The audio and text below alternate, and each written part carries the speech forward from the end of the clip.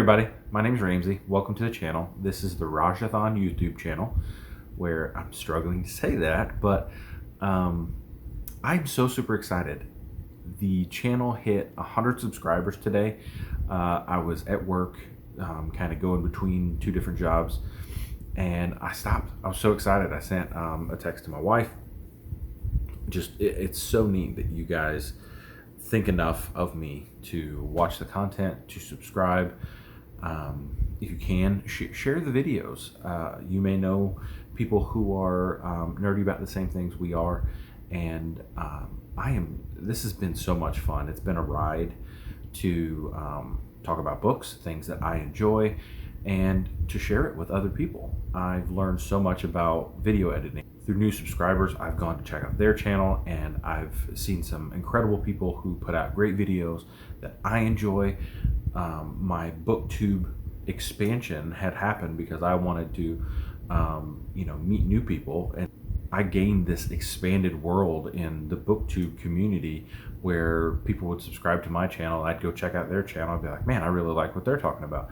And, we've been talking together, making some good friends, starting to create relationships. And it's been a blast. It's been so much fun. So I wanted to shout out my local library. I was in the kids section with my kids, and I came across this book. This is a neat book on like a practical guide to monsters. So we've got like shapeshifters. The Griffin one in here was really cool that I thought was really, I really enjoyed it. The Chimera, like different Griffin layers, like facts about them. Like I was in the kids section and I checked this one out because it's got so many cool things about it. I don't know who put this out. I think it's the Wizards of the Coast that put this out. Mirrorstone. Mirrorstone Books is the Wizards of the Coast.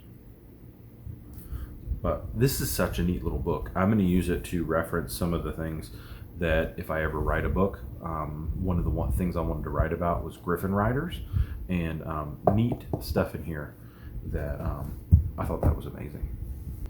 I wanted to talk about a book that I got done reading, A Song of Ice and Fire, or as much as has been written so far, and was looking for just more George R.R. Martin. I was like, I enjoy his writing. I'd like to read a little bit more about him.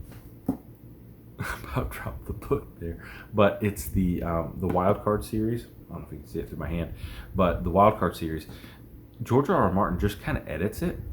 A bunch of different authors contribute, write their own characters, and when you write a character, that character is yours forever. So through the whole series, there's over 15 books in it, and every time that character pops up, that author comes back and writes him. So I thought it was really neat. We see a huge cast of characters. So the first book was written back in 1987.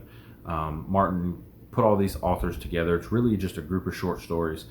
Starts out with a mad scientist that finds maybe some alien technology. It's not real clear. Drops it on New York City.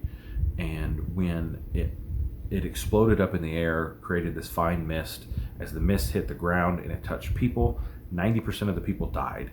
Like their bodies like liquefied. It was kind of a neat part of the story there. Of the people that didn't die, 9% of them become jokers, which are horribly disfigured and deformed.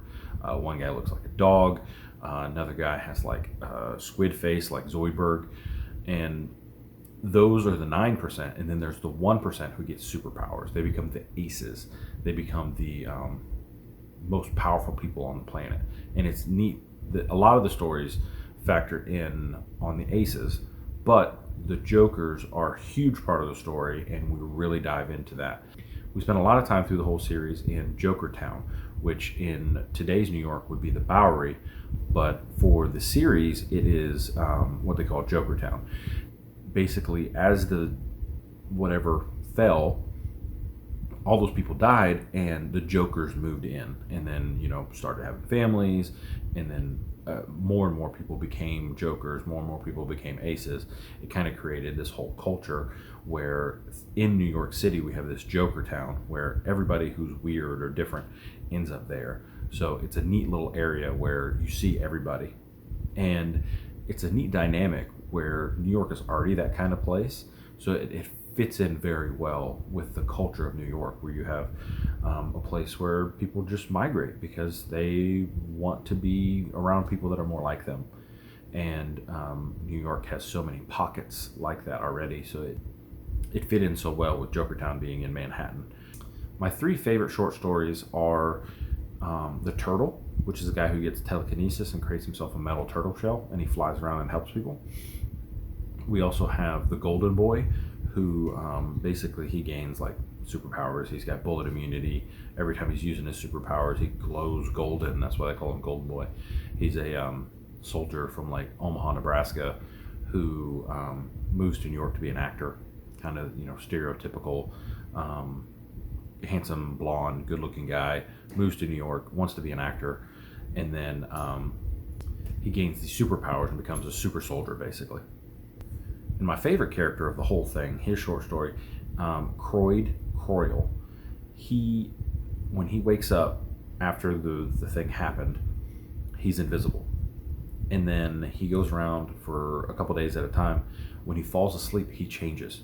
All of a sudden, he becomes a different type of superhero. Like he gets like bat wings or something like that. And so every time he sleeps, he changes. So he hates falling asleep. He ends up where he's sleeping for like 4 or 5 months at a time, but he never knows what he's going to wake up as.